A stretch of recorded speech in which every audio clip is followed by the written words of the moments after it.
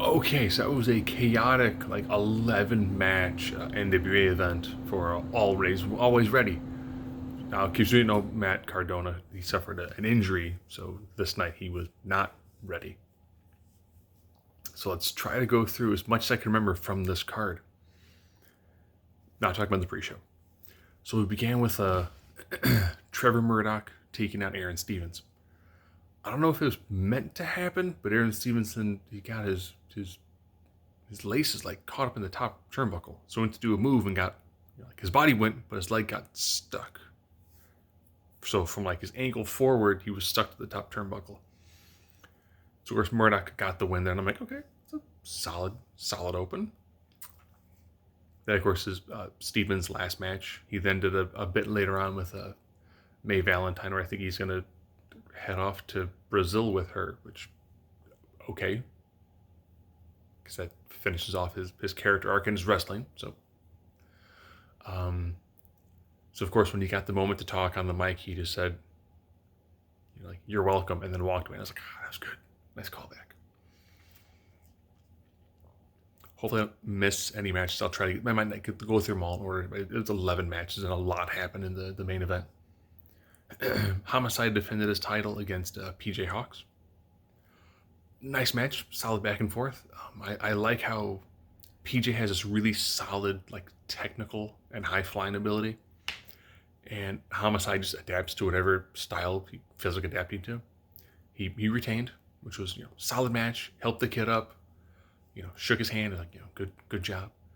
Fixers came down and then attacked Homicide, which then made Colby Carino come down.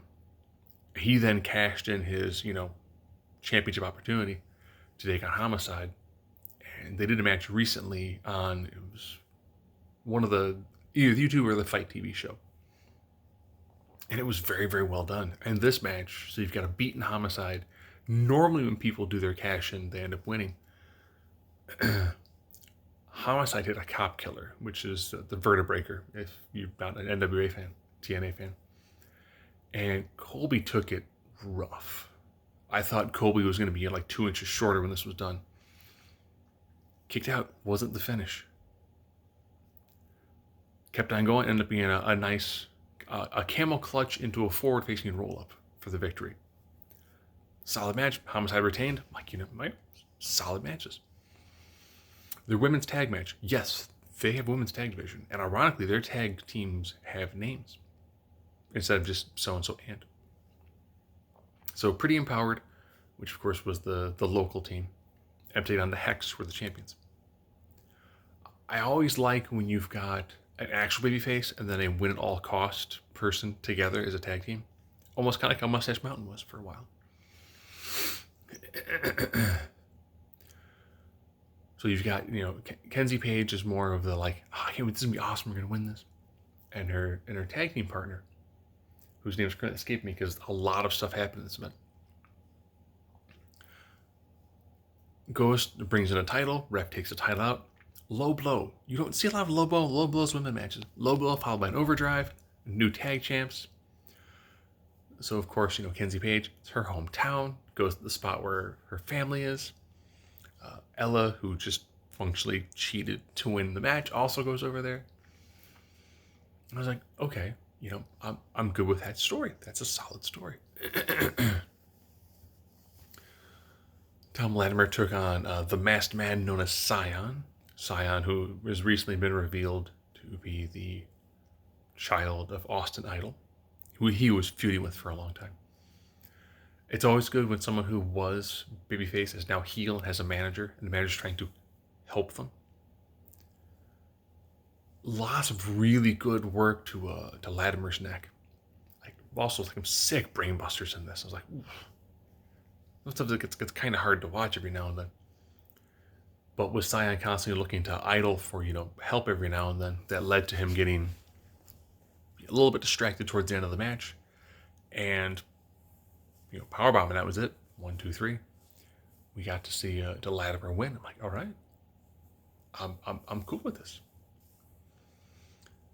National championship match, which was between Jack Stane and Chris Masters. Ooh. little more light. So it's good seeing just two big guys do a nice hoss fight. Dane throws in a chair pretty early on, which then of course leads to, Masters being like, do you want to do Master Lock? Do Master Lock challenge. Dane was able to, stand up, which made the ref move the chair. Chair's being moved, low blow. Another spot where they get the Master Lock in again, tried to go through the ropes, but so Master's leg gets caught in the ropes as he's coming through. Gets his leg undone, then goes back to the Master Lock on the outside. Like, okay, like so they were supposed to Master Lock into the ring, roll through, Master Lock on the floor. Ends up being another just gigantic lariat. Dane retains. Great hoss fight. Liked it. Solid. TV championship match, which was big, strong. It's hard to hold the camera, and also Big Strong Mims ended up taking on Tyrus. Now, Big Strong Mims actually was able to slam Tyrus, which then led to a beatdown by the Idol Sports Management team. So they continued working the arm. I don't know if there was an injury or if we've got, some really good selling and limb work that Mims would be able to do. It looked like Mims' shoulder got popped out. But solid match. Again, just two big, burly guys doing a hoss fight. It's always good when you've got one guy who's big and powerful and like Dane who will cheat. And on the other side, you've got Tyrus who doesn't want to cheat, but he does whatever he can to retain. Nice match. Solid back and forth. Great storytelling with the limb damage. I really, really enjoyed that. And Tyrus ended up retaining. Right, solid match. Afterwards, post-match beatdown, because gotta make sure that even though you win, you still drive home the point that you're a very, very successful and dominant champion. To make sure I'm not skipping any matches, because there was a total of 11.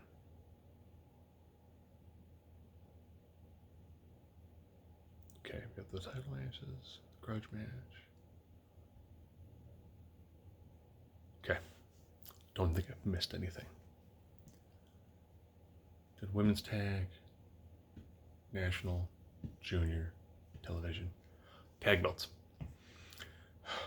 So, during the Crockett Cup, the Commonwealth Connection was actually able to defeat La Rebellion, which then led to the Commonwealth Connection making their way to the main event where they lost to the Briscoes. Briscoes recently challenged La Rebellion to a match, and they did not win the titles. Solid match, great match. That was on one of their YouTube shows. Definitely worth watching. So then you have the team that actually beat La Rebellion at the Crockett Cup during the tournament, but not for the titles. Great back and forth. You can tell two people who've got lots of tag team experience and put together a really well-crafted match. Probably wouldn't have had Doug Williams kick out of every single big double team move, but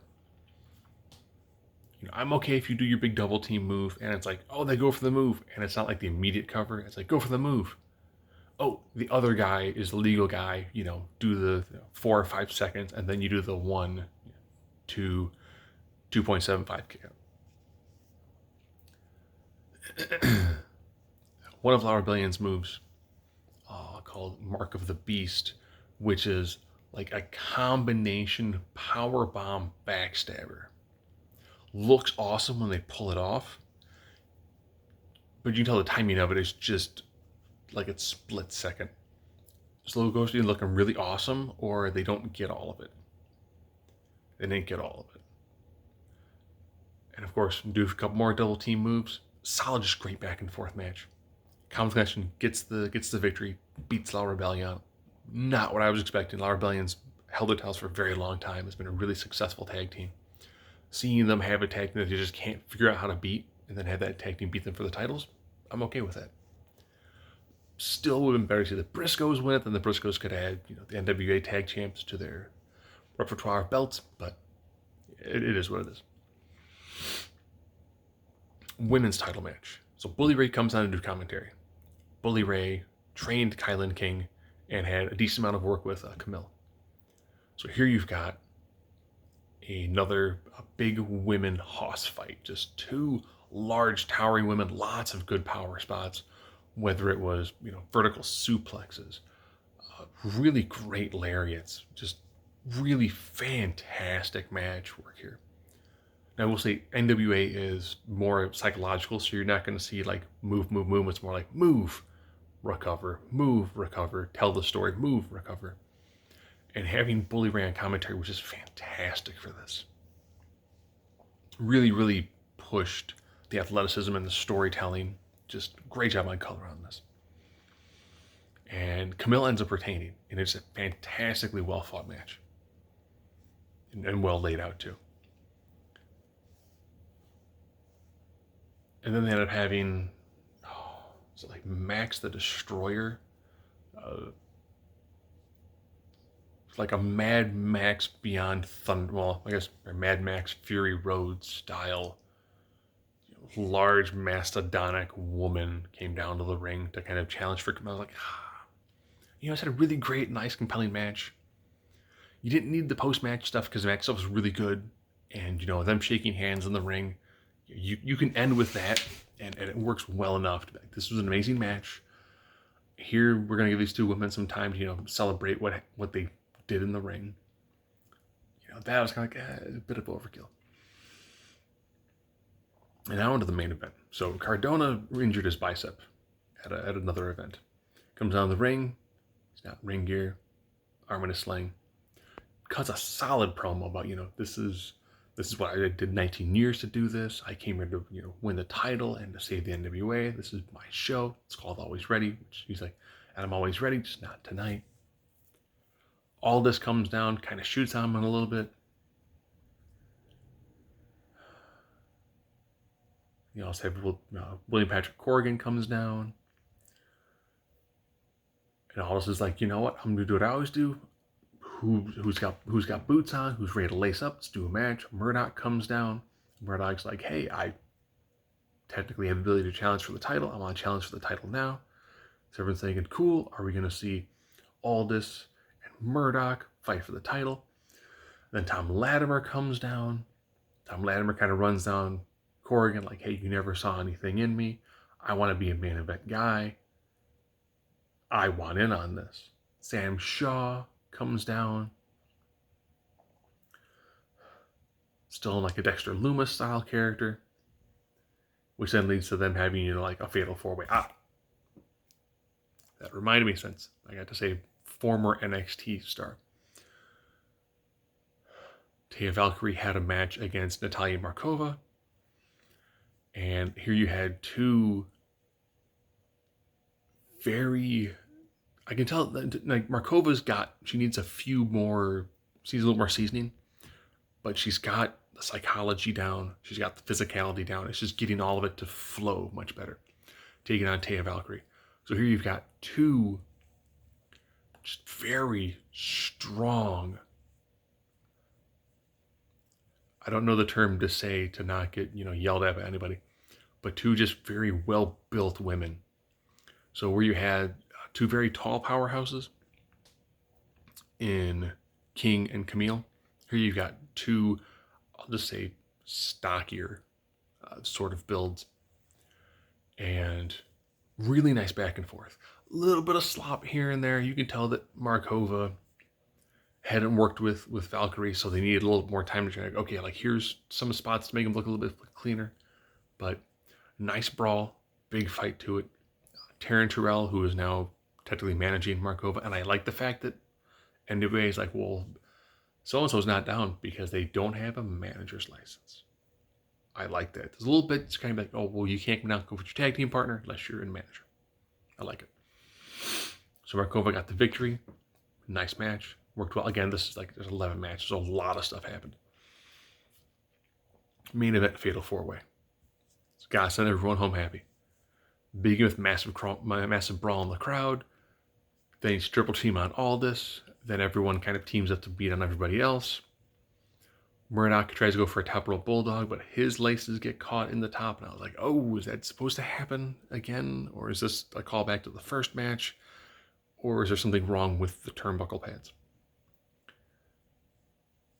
So eventually, of course, ends up being, Murdoch ends up hitting the top rope bulldog on Aldis, wins the belt, cuts a little promo afterwards, like, hey, I don't care if you're, short, fat, ugly, yellow, green.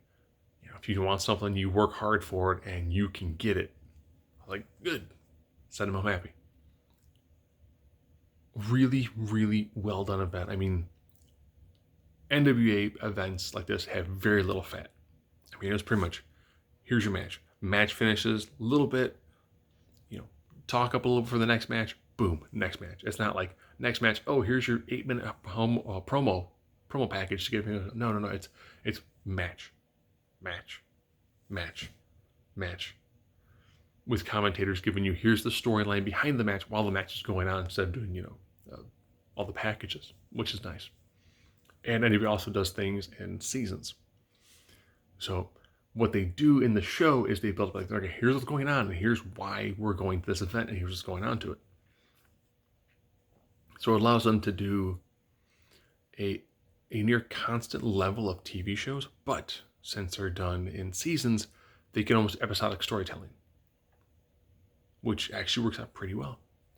So if you haven't watched NWA, you can watch pretty much like 90% of their stuff for free on YouTube. If you want to support them, you can either get the events through Fight. All Access is a fantastic. It's like $50 for a year.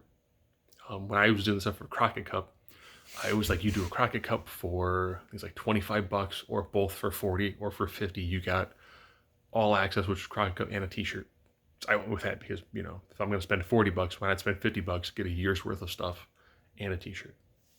But definitely something that's worth checking out if you're looking for an alternative to WWE, AEW, and TNA for here in the States.